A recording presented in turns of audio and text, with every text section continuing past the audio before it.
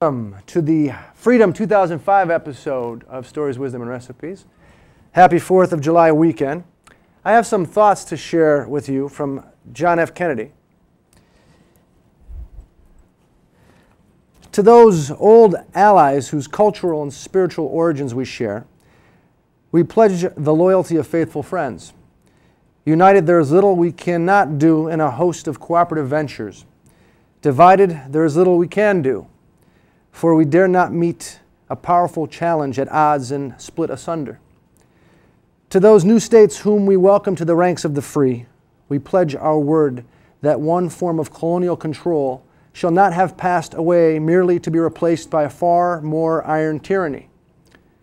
We shall not always expect to find them supporting our view, but we shall always hope to find them strongly supporting their own freedom. And to remember that in the past, those who foolishly sought power by riding the back of the tiger ended up inside. Finally, to those nations who would make themselves our adversary, we offer not a pledge but a request, that both sides begin anew the quest for peace, before the dark powers of destruction unleashed by science engulf all humanity in planned or accidental self-destruction. So let us begin anew, remembering on both sides that civility is not a sign of weakness, and sincerity is always subject to proof. Let us never negotiate out of fear, but let us never fear to negotiate. Let both sides explore what problems unite us instead of belaboring those problems which divide us. Let both sides for the first time formulate serious and precise proposals for the inspection and control of arms and bring the absolute power to destroy other nations under the absolute control of all nations. Let both sides seek to invoke the wonders of science instead of its terrors. Together, let us explore the stars, conquer the deserts, eradicate disease, tap the ocean depths, and encourage the arts and commerce. John F. Kennedy, Washington, D.C., January 20th, 1961, in his presidential inaugural address. To which President Bush II might add, "It's hard work." Indeed, Mr. President, indeed. Welcome, my name is Lawrence Pugliese, and this is Stories, Wisdom, and Recipes. Getting a little political on you today. Today's guests are Don Knoll and Virginia Kennedy from the Center for Creative Cooperation, and Teddy Young and the Aces. You're in for a good show, and we get to start it with Teddy Young and the Aces.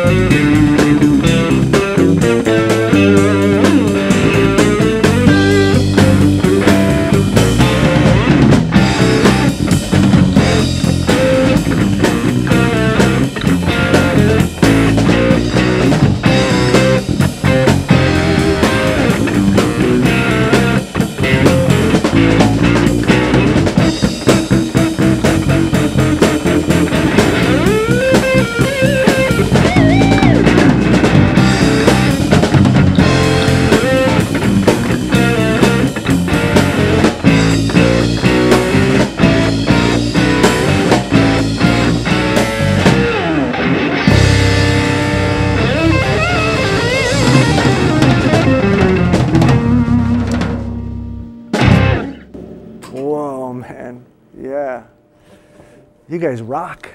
Honest to God, that was awesome. Teddy Young and the Aces here on Stories, Wisdom, and Recipes, the Freedom 2005 episode. I feel pretty free now. I always say that when I hear Teddy play, it kind of cleanses my soul. Thank you, Teddy. They'll be back again later with some more tunes. And at the table, we have right now to introduce to you Don Knoll and Virginia Kennedy. Don is an aspiring farmer, he tells me, and a fledgling citizen, as he puts it. And Virginia is a teacher and a community activist. And both of these folks are working on a project now that is good for the community, in my view. It's called the Center for Creative Cooperation. I guess it acts sort of as a liaison between all grassroots groups that are looking to make this area, this nation, a better place. And I'm probably defining it, but I'm sure they'll correct me. Without further ado, Don Knoll and Virginia Kennedy. Thank you, Larry. Hello. It's nice Thanks to be here again. for having us. Oh, pleasure. Those guys are pretty good, aren't they? Yes. Yeah, they get me Awesome. going. All right, so let's see. To get started, just briefly, just so folks know, Don, originally you're from Southside? Is that right? Yes, originally from Southside, East Mountain. East Mountain? East Mountain. And now you're up in Montdale. Up in Montel. Feinhorn? Lake, yes. Feinhorn, would that be called? Well, that's the garden center. Garden yeah. Center. Mm-hmm. And Virginia, you're originally from? I'm in Pike County now, in Milford. I came from across the border in Jersey. From Jersey? Yeah, I'm transplanted, Pennsylvania. Yeah. Either way, a citizen of this great land, right? Yes. And I want to start off with a pretty tough question, I think, in a way. It's very open. Given that this is the show will be airing during the 4th of July weekend, I think freedom is on everyone's mind, or at least it should be. What is freedom to you? Don, you want to start? Well, Larry, that's such a broad question. I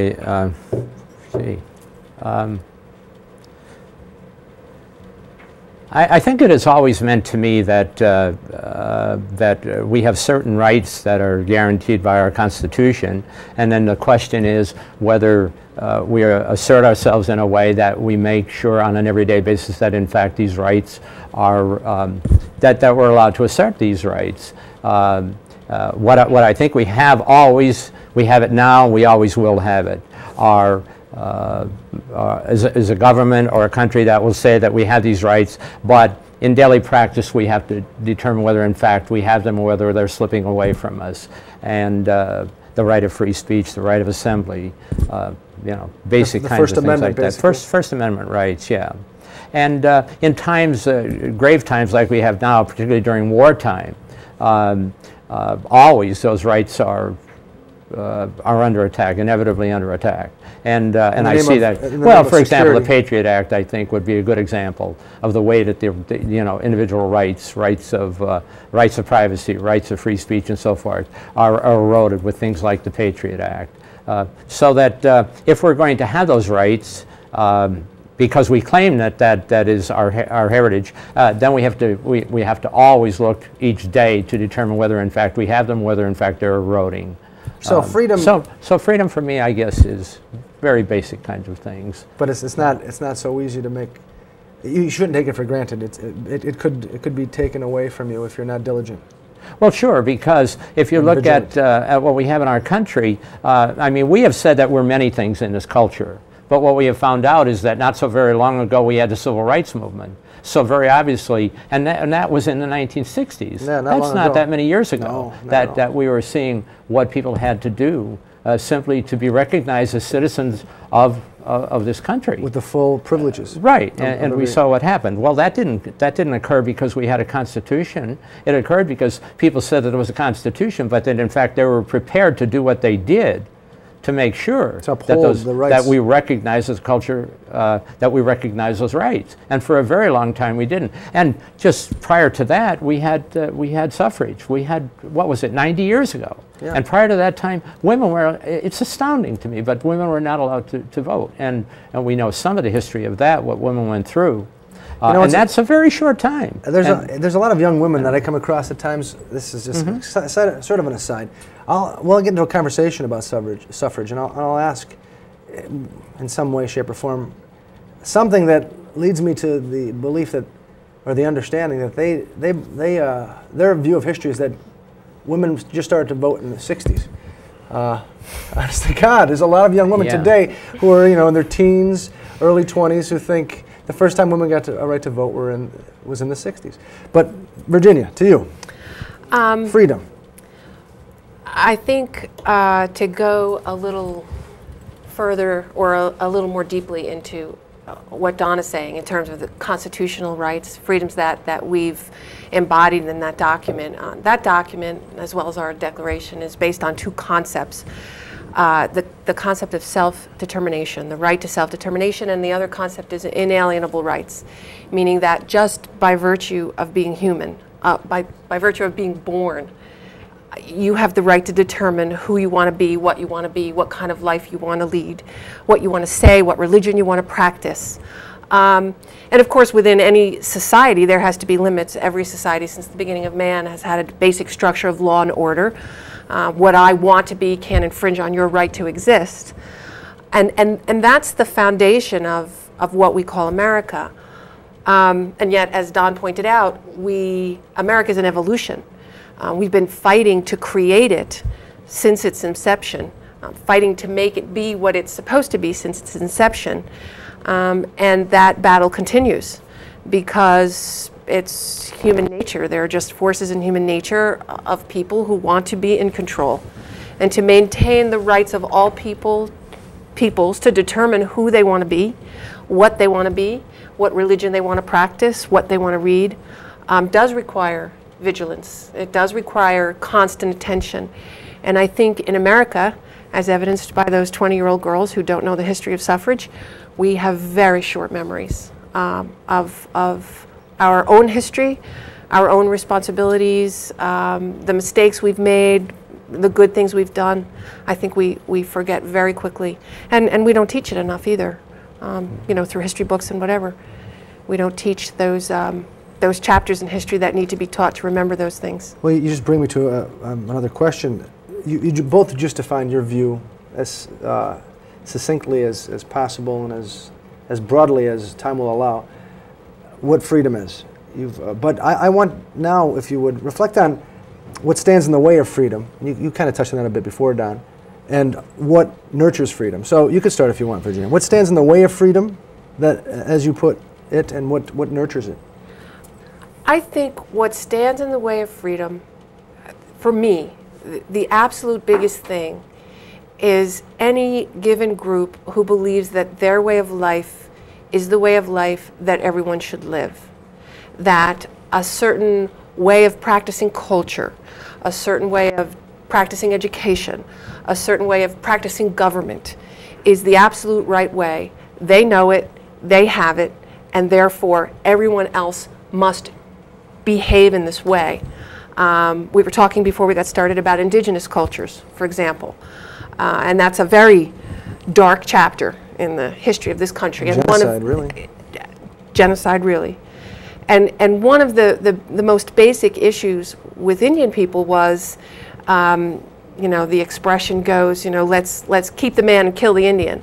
Meaning, we'll take your bodies and your ability to work and your ability to contribute to the coal mines or the railroads or whatever, but we don't want that culture because it's not the right culture. Right, well, what was the school in Carlisle? Carlisle, which is now, ironically, the Army War College. That's bizarre. Which is that's a bizarre story in and of itself. But the notion that Western culture is better than Eastern culture, or Christian culture is better than Native American culture, the idea that some group has the right way to live is the most dangerous enemy of freedom. And we have people like that here. There are people like that in Europe. There are people like that in the Middle East, people that believe their way is the right way, and they will go to great lengths to make sure that way is practiced. Well, what nurtures freedom? Yeah, and freedom really is defined more by spirit than it is by law. We've seen many laws that have defined how we are supposed to be free. So you can't codify it. But in day-to-day practice, we know when the law exists, but the spirit doesn't.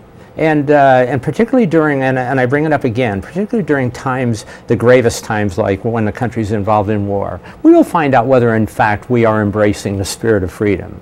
That's always a real challenge. When I hear, the government suggesting that it's okay to practice free speech, but at the same time suggesting that if in fact you do it, that it might have an adverse or would have an adverse effect on what's happening with the war. Things like that, or that it's undermining certain forces and so forth. They are literally creating the atmosphere which says, yes, you have free speech, but you shouldn't exercise it. And that's why I say it's much more important to gauge free speech by the spirit that we sense around us and the spirit that we build so that we can guarantee. Because the laws will be there. I mean, we've seen the Constitution, and yet we know that it's an unfulfilled promise. Well, what makes it fulfilled? A lot of people, through a lot of effort and a lot of blood and so forth and suffering, have made it. And when we have it, we know that we have it. And when we don't, all of the laws in the world will not guarantee that we have it. It's just simply a constant challenge to exercise this, to constantly create that spirit, support and nurture that spirit that says, that we must enter vigorously into civil discourse about all issues, and especially one of the most gravest one, which is the issue of war. And if necessary, civil disobedience, would you say? Well, yes. I mean, there's a long tradition for civil disobedience. I mean, certainly not beginning with Thoreau, but I mean with Thoreau, but with Gandhi and with King and so forth. And now, sure, we celebrate King. He's dead. But we weren't celebrating when he was practicing civil disobedience. Then he was considered by many to be a renegade and radical. And now, we're celebrating King and so forth because we have to admit that he was right on. Great suffering and so forth, and through the practice of civil disobedience, much was achieved. Well, let me ask you, what nurtures freedom? Both of you guys have given me wonderful answers on what stands in the way of it, but what nurtures freedom? I'm going to say the single biggest thing is education, awareness, and the willingness to practice democracy, which is, of course, civil disobedience. I think if you look back through history of the United States, if you look at America, if you look at what we have, women's right to vote, the 40-hour work week, right, the right to have safety in the workplace, all of those things were fought for on the streets with blood, with death. You can look over here at the Pennsylvania coal mines at what those people had to go through to get decent working conditions. That's what nurtures freedom. People who understand that they're being exploited, they're being oppressed, and then they step out on the street and say, I'm not doing this anymore. There's a better way to live, and we need to make our society live up to the documents that frame it. That nurtures freedom. When we become educated about what came before us in terms of those people, it gives people now the courage to continue to do those things, to understand that in your own time you're considered a radical and an enemy and you're anti-American if you speak your mind. They said that about Alice Paul, the woman who got us, or among many women, the right to vote. They threw her in jail. So, and now she's a hero.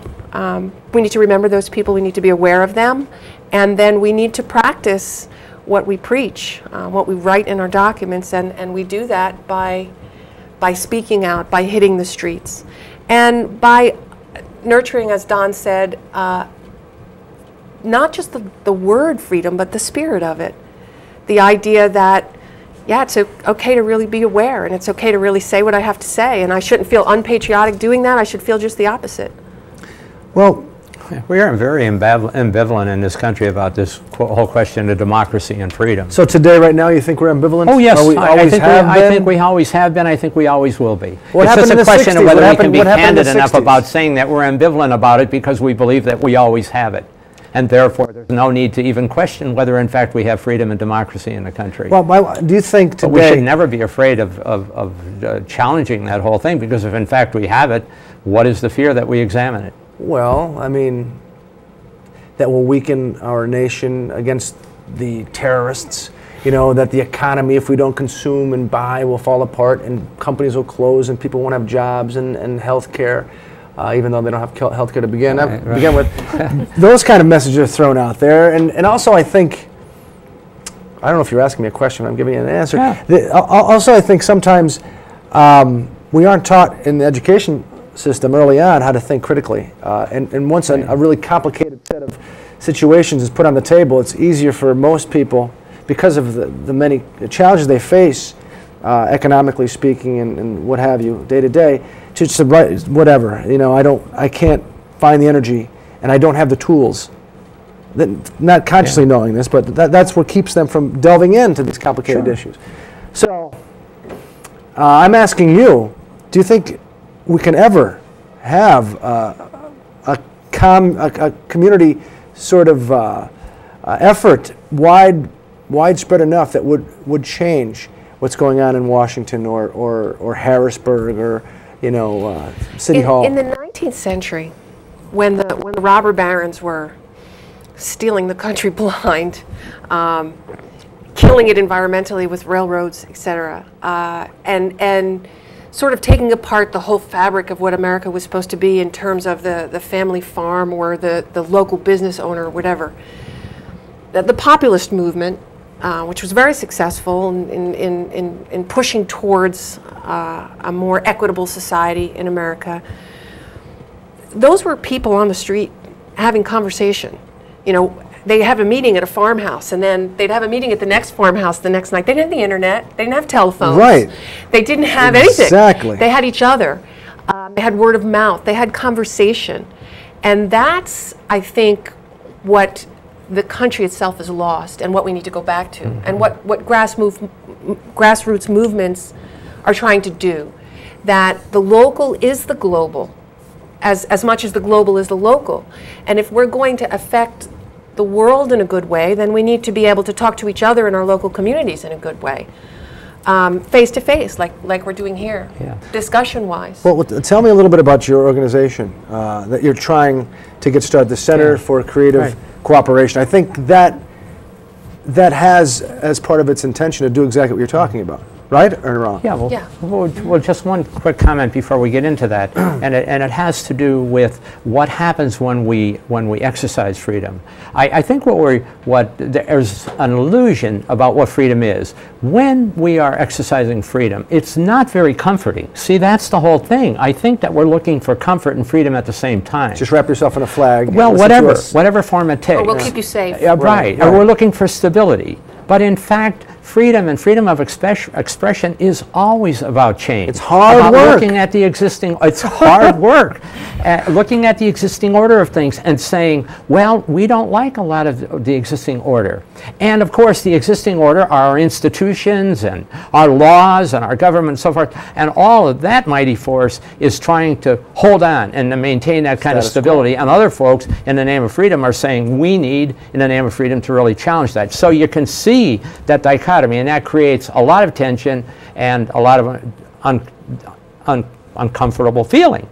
And so what we have to admit is that if we're going to embrace freedom, we have to understand that it has its uncomfortable side to it. But that's the price that has to be paid for this. Okay, so Center for Creative Cooperation. That was a good insight. Yeah, right. The Center for Creative Cooperation. Where is its place? Well, I'll try and add a bit, and I'm sure that Virginia is going to add a lot to this. The Center for Creative Cooperation is a new organization incorporated in Pennsylvania, and the idea is a few basic kinds of things. The idea is to serve as a link in this whole Scranton and the whole regional area, to serve as a link with a lot of the various local social action kinds of groups, progressive groups, who see some commonality in what they're doing, and the center is going to try and, under the umbrella of the Center for Creative Cooperation, bring those efforts together when we can, with the groups maintaining their own autonomy, but the Center for Creative Cooperation through a website and so forth, trying to gather the energy,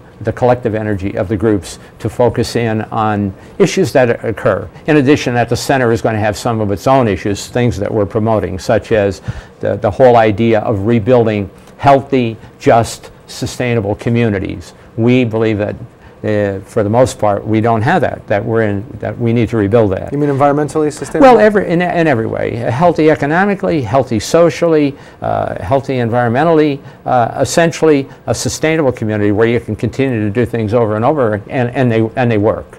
And we believe that if we did that across the world and rebuild healthy communities, in fact, we would be changing the world. We'd have individuals have more of a vested interest and connection to their own community, Yeah. more knowledge about what's happening, what's going on. The challenge is at the community level, even though everything that we do is connect, as Virginia already said, and she can expand on it, already connected globally.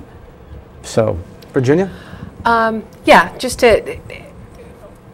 what we're trying to do is, in a more pragmatic sense, that's our, Don gave the sort of philosophical structure of what we're talking about, but community groups are always doing things, they're always having activities.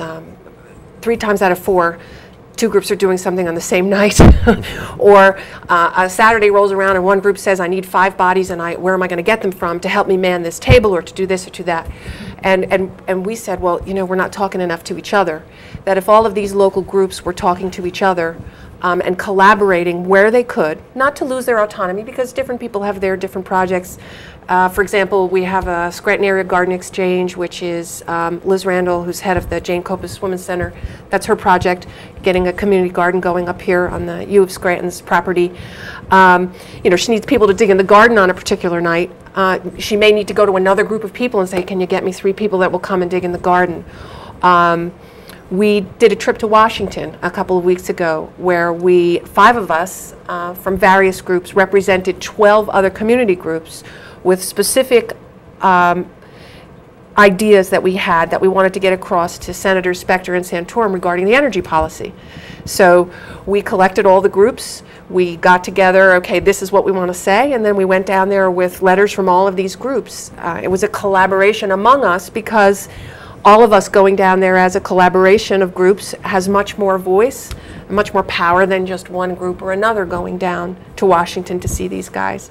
So these are the kinds of projects that we want to engage in, drawing together these local groups so that they have more resources and more clout in the community to get their ideas out there and their voices heard. All right, I love this idea. Okay. I just want to remind everybody what they're watching. You're watching Stories, Wisdom, and Recipes. I'm Lawrence, and we have Don Knoll, as well as Virginia Kennedy here, as citizens and also as representatives of the Center for Creative Cooperation. We also have Teddy Young and the Aces, who are right now getting ready to play another tune for you.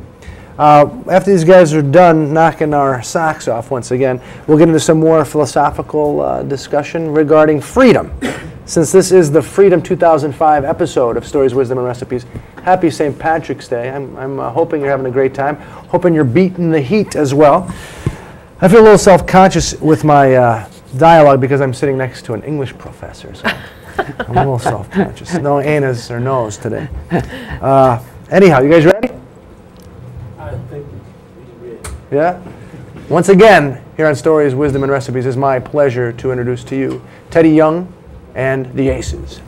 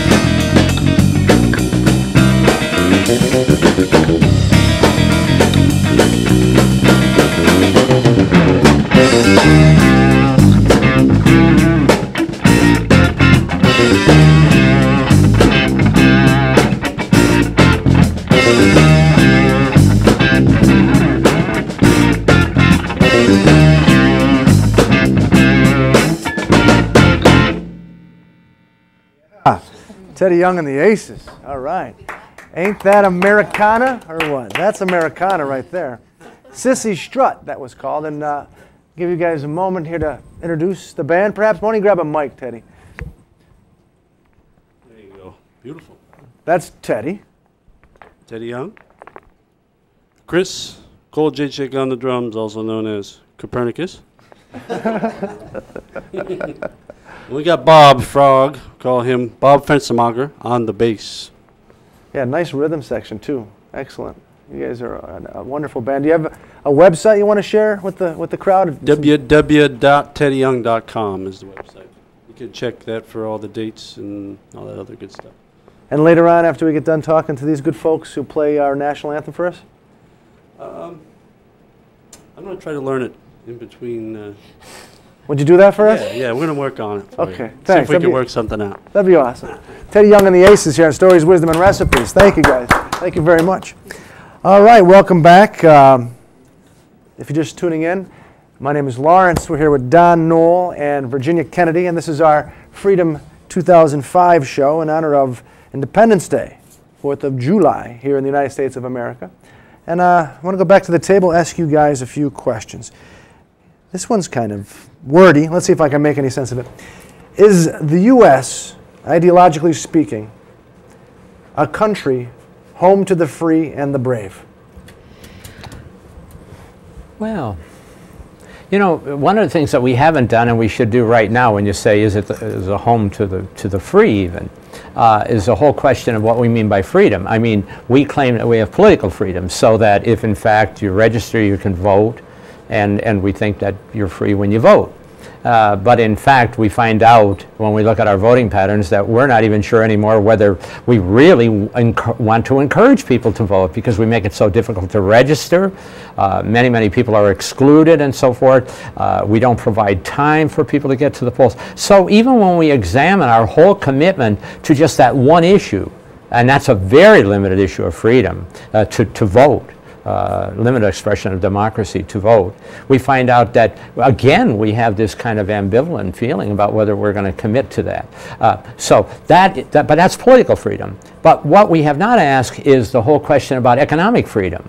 Yes. Go. Right? Yeah. And so if we're talking about, are we the land of the brave and the land of the free and so forth, the question is, if you are, in fact, poor in this country, if you are without resources in this country, is there any way that you can be free? It's free in a sense that we're free, that we have the resources to make decisions about our everyday lives, that we can do much more than vote, that we can be active citizens, and that we have the resources so that when we want to be active, we can be active politically and socially and what have you.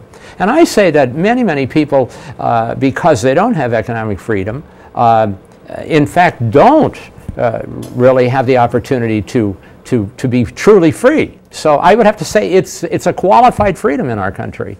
And and we're not committed to the elimination of a lot of those circumstances that make people much less than free. What if someone were to respond to what you just said in this manner? Well, yeah, maybe everybody doesn't have financial wealth, the best job in the world, but compared to living in the Sudan or in parts of the Middle East, they're doing pretty good. They're doing all right. Can I Sure. jump in here? I think that this essentially goes to your comment there, and it was actually what I was just thinking about as Don was talking, how America defines itself in comparison to the rest of the world. I was having an argument with someone the other day about, you know, America being the best place in the world to live and whatever, and the perception that because we're the best place in the world to live, we don't have things to work on, or that if we critique ourselves, we're knocking something that's perfect, and that's just not true. There's horrible poverty and oppression going on in Sudan, no question about it, and in many other countries as well. But there are places of tremendous poverty and hardship right here. You know, go back to the Indian reservations, some of the worst inner cities we have here, and there's a concept in America that, well, since it is America, if that's the case, there must be something wrong with those people. blaming the poverty on the people themselves, not having a willingness to look at the overall system. We can look very well at and criticize France, we can criticize Sudan, we can criticize everybody else, but we don't want to critique ourselves or hold ourselves to the same measure of in-depth looking hard at how we can make the lives of our own citizens better. And that's an arrogance that I think is kind of unique to America in a lot of ways. There are a lot of great places to live in the world. America is not the only country that offers good things to its people. You know, we certainly have lots of advantages here, and those advantages have, again, come not because of government, and not because the president said this or the president, because people on the street have fought for them. You can say they've come in spite of government, because government is the force that's always trying to control change, as Don said before. Because change makes it more difficult for them to keep their position? To keep power, yeah. I mean, look at Washington now. You know, I'll tell you very quickly, we were down in Washington, I just tell we went down to Washington, as I mentioned before, to have a conversation with Mr. Specter and Mr. Santorum's aides on energy policy. And we got there and they were having a white powder alarm. They found some white powder on the floor, and so they had to call in the guys in the suits and investigate that and make sure it was okay. And so Mr. Specter's office was blocked off and we couldn't get in there. And it's Hart Senate building is this huge building, right? And there's 5 of us, and we drove all the way down from Pennsylvania, you know, 5-hour ride. And the 2 aides, Mr. Bynum and Mr. Dower, take us down into the lobby and say, you know, we have to do it here. We have to have the meeting here in the lobby, in a corner of the lobby. And I said, well, can you get us a chair? And they said, no, there are no chairs. Sometimes you have to just roll with the punches. You know, there were no chairs. So we sat on the floor and we said, okay, have a seat. We're ready. We're ready to go here. And the first question I asked, if you know, we were 5 guys in suits from ExxonMobil, I'm wondering if you would find us a chair. Great question. You know, how they respond to that? We treat everyone the same, but I have a hard time believing I do too. that 5 guys from ExxonMobil would be sitting on the floor of the Hart Senate office building, even if there's an alarm that they have to take care of, which is completely understandable. The other issue is Mr. Santorum put out a letter in response to his constituents who wrote to him and said, we're unhappy about the energy policy. We don't want drilling in our national parks, our national wildlife refuges like ANWR, and we don't want this to happen, and you consistently vote for things that we're unhappy with. And, you know, a whole bunch of letters and calls went to him. And he emailed from your group or from just in general? From various groups, from various groups. And we did have a collaborative letter writing campaign which raised a whole number of, couple of hundred letters going down there immediately after our visit, just to say, hey, we're citizens and we're out here, and we want you to listen to us, and we want to keep an eye on what you're doing, because we pay your salaries, you know, our tax dollars pay you and pay for that big office building. And he sent a letter out, as a form letter, as an answer to all of these calls, stating that the drilling in ANWR would create 30,000 jobs in Pennsylvania. And so members of our group called me as a spokesperson and said, how so? Documentation, studies. So I called the office, and I didn't get a call back for a couple of days. And so then I wrote an email and asked again, and I got an email saying, the source for the 30,000 number is somewhere in there, and I got a list of 10 sources, 10 documents. And Mr. Bynum, who is Mr. Santorum's legislative aide, wrote the email and said, I can't remember off the top of my head which one. So there wasn't really much there for you to... So then I either sit down and sift through those 10 sources that he can't, you know, this is energy policy. So are you saying he's just throwing out claims that may not be substantial? May not be true? Yes, because if it were a substantiated claim, I'd have the source in my hand right now. Right. It wouldn't have been forgotten off the top of anyone's head. And the bottom line for all of this is government is separated from the citizens. Instead of representing us, they are us, of the people, by the people, for the people. They've separated themselves into a place where they're of and by and for whoever's most important to them at any given moment. And citizens sit on the floor And if we don't ask them questions, they're perfectly willing to throw out unsubstantiated claims. And then when you do, go find it yourself. Right, I'm busy. I'm busy. And you're busy doing what my tax dollars pay you to do. So, and my activist I do in my spare time, And that's a lot to ask of a citizen because, again, as we mentioned earlier in the program, most people have a full plate. Oh, absolutely. So, absolutely. You have the best of intentions, and then you start getting redirected from one place to another, and they're avoiding you. You're working for a living. After a while, you're like, okay. You come home, you put on the news, you hear about Michael Jackson. Now, it's very hard to get good information unless you're searching it down. Right. Unless and if you're poverty-stricken. You're not. You're trying to get food on the table. Right, exactly. And if you're middle class, you're two people are working and you're juggling families and whatever. And do you have time to get on the phone to your senator and not that people should be excused. You need to make time to be involved. You need to make the time. Stop watching. But they don't make it easy. No. All right, excellent stuff. I'm just looking at time that we have here, and I want to get into other things. So we may be the home of the free. It depends on how you define free. And the brave, how do you define brave? How do you define patriotism? What do you think of the flag? How about there's a couple. What is being a patriot? What is being a brave American? What does the flag mean to you? Well, I see the flag everywhere. And I'm not suggesting that we not display the flag, but it seems to me that the flag has become a symbol. But what is really a symbol if it doesn't have any substantial kind of stuff behind the symbol? And that's what I've always questioned. I watch the politicians as they make their statements with the lapel, the flag on the lapel all the time.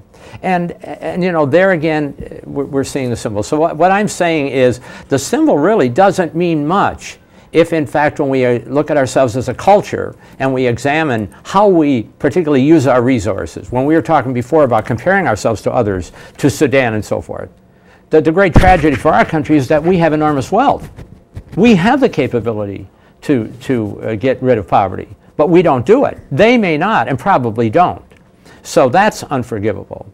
And so I look at the flag and I think to myself, when are we going to measure up? We have this notion that the flag represents all of these wonderful things, when in fact we know that what we're doing is we're just kind of, we're evolving, and we've seen it, and we have a long way to go. And so if the flag as a symbol is going to mean anything, we are certainly going to have to be able to deal, I guess courageously you'd say, with a lot of the unmet needs in our country, and barring that, we will just have this symbol. What I really dislike about the symbol is the way that it is misused.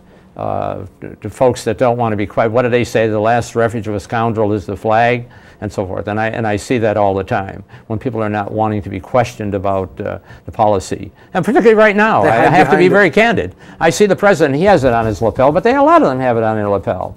And and they're almost suggesting that if we vigorously examine the policy of the country, that in some way we're not supportive of the flag and supportive of the country. Well, I make certain that I have the flag on the set all the time because it's my flag too. It is your flag. But not because I feel I have to put it out there. Because if I don't, I'm not patriotic. I believe in the ideals of the United States of America in my own way, and that represents it to me. But you know what? To be honest with you, if there were certain people who went out and they wanted to do whatever they felt was necessary to do to that flag, as long as I didn't buy it, that's their free will. That is their option. I don't get hung up like, oh my God, every flag should be cherished. That is bizarre to me, to be honest. So I know where you're coming from. I mean, the flag, though, I love it, but I'm not obsessed with it. It's a piece of cloth. It represents only what the ideals are, as you said. Well, I think we have to love the ideals. Well, let me say this. If we get caught up on a symbol and forget about the ideals, I found this quote earlier that I think might go. It's a hollow symbol. It is a hollow symbol. If it's that. This is Edith Wharton. I don't know if you guys have ever heard of Edith Wharton, but she once said, "A frivolous society can acquire dramatic significance only through what its frivolity destroys." Does that make any sense to you? Yes. Sure. Yes. Anyhow, Okay, let's go to another one. There's people now who are loving us and people who are hating us. But I am here to say this is important dialogue. As citizens, as free, independent thinkers who love the United States of America, this is important, this kind of dialogue. Can I just say very Yes, quickly on sure. the idea of people loving you and people hating you? I don't think anybody would argue right now that the society is very polarized. Oh, yes. And one of the things we're looking at as far as the center is to, you know, transcend some of that polarization. Things that people need: clean water, decent food, a decent place to live, the freedom to practice their own religion, the freedom to walk out on the street without being accosted for who they're with or the color of their skin. These are not, they don't belong to anybody. They belong to people, to humans. Again, they're inalienable rights born to human beings, not human beings who were born between Hawaii and New York. Right. They belong to everybody. So I think in our country, what we have to recognize is that this notion of American has to come second to the notion of being a human being, and understanding that, for better or for worse, we are all equal. Being born here does not make us better or worse or better Than anybody in any other part of than this anybody world. else. We're subject to all of the same faults, to all of the same glories. So I think that what happens with the flag and that notion of being frivolous, of the frivolous use of a symbol, is, you know, if I have the symbol, what's behind it is not so important. You know, if I wrap Right. myself up in this flag, doing the hard struggle to be a better society is not something I need to engage in. And if somebody tells me I have to, I'm going to hate them.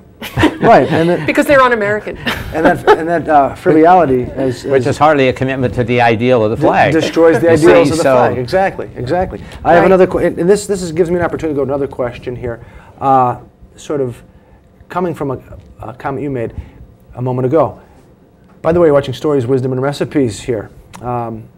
Is market-driven capitalism healthy as the preeminent influence on a human society? No.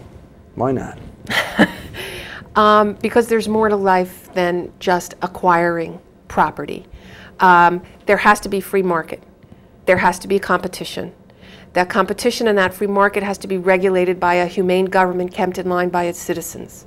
But if market-driven capitalism becomes the end in and of itself, which it has to a large degree, if the sole purpose of people's lives is to define themselves by what they buy, what they acquire, then we'll destroy ourselves. There just isn't enough pie to go around if that's the case. If our only source of satisfaction is the market and ownership. There just isn't enough pie. The planet can't support it. Yeah. And left to its own devices, we can already see what is happening. I mean, for the past 20 or 25 years, you're seeing articles in the Washington Post and the New York Times and other publications that are starting to say, look at what has been happening. This enormous concentration of wealth. And along with it, that concentration of wealth and its adverse effect on democracy. When you have concentration, you can't, I think it was said by one of the Chief Justices, or Supreme Court Justices, that you can have concentrated wealth, you can have democracy, but you can't have both. And so I think when we watch the way concentrated wealth works, it's not making any particular individual bad. We're saying that this is the way concentrated wealth works. So like Virginia said, if you have an absolutely, totally unregulated market, what's going to happen is what has been happening, which is that the wealth continues to concentrate, and all of the adverse effects, we're feeling the adverse effects now. Politically and economically and so forth. Environmentally. So, you know, and we have seen the benefits of regulating this. But I think the greatest challenge that we're going to face in the future is, you know, we have always dealt with an expanding economy, and we have not always shared best with an expanding economy. The question is, if we have a restriction of these markets or a restriction of this growth, let's say we even have negative growth as a result of environmental limitations, the limitations that the environment is going to impose upon us. How do we manage as a civil society if we have an economy that's not expanding? That Right. would be the challenge for us. And I think in that atmosphere, we would find out the limitations of this absolutely unregulated market. We would find out that then we would have to do what I think really Center for Creative Cooperation is suggesting all along. The organization is that that you guys human beings really, in that kind of situation, but not only in that situation, in many, many situations, we should be thinking a lot more about cooperation and somewhat less about competition to meet human needs. Okay, so you both do not believe market-driven capitalism unregulated, is, right. unregulated is healthy, has the preeminent influence on human society. That was.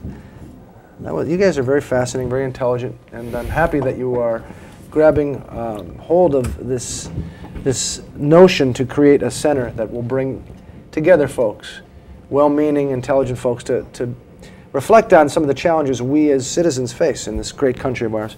So my hat's off to both of you, and it's a pleasure talking with you. We have maybe 2 more minutes before I have to say until next time. So let me ask you this question. Where do you see the U.S. in 10 years? And be as brief as you can. We only have a couple minutes. And should we go with ladies first or Ladies first. Sexism, I guess, is on the show today. I'm not sure. Maybe that's chivalry. Is that chivalry or sexism? Chivalry. Okay, Chivalry okay. is cool. All right. It's in the game. I don't know where I see the U.S. in 10 years. I think the U.S. can't be disconnected from where we see the world itself in 10 years. We're just also integrated with each other, policy-wise and environmentally. I think there's tremendous, tremendous potential in this country for creative solutions to environmental problems, to economic problems.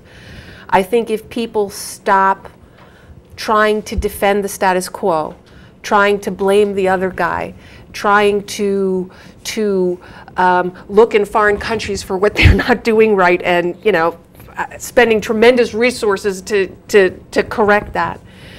If we look seriously about the whole terrorism question and how that can be abated with education, I mean, the billions of dollars we spent on this war, if that had been funneled into poverty programs and into education programs, the garden that grows people that want to do harm would be strangled. We're cutting them down as they grow, but they're going to keep growing unless we get to that garden.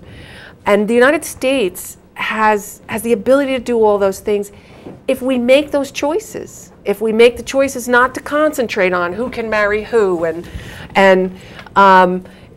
whether or not evolution should be taught in the schools. These arguments that have been fought and fought and fought.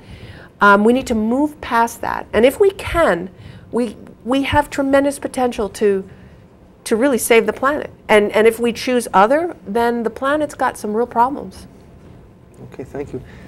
You have a few seconds. I got the... Right, I'll tell you very quickly. I think that in the next 5 to 10 years, we are really going to have a major challenge in terms of defining how we're going to redefine ourselves.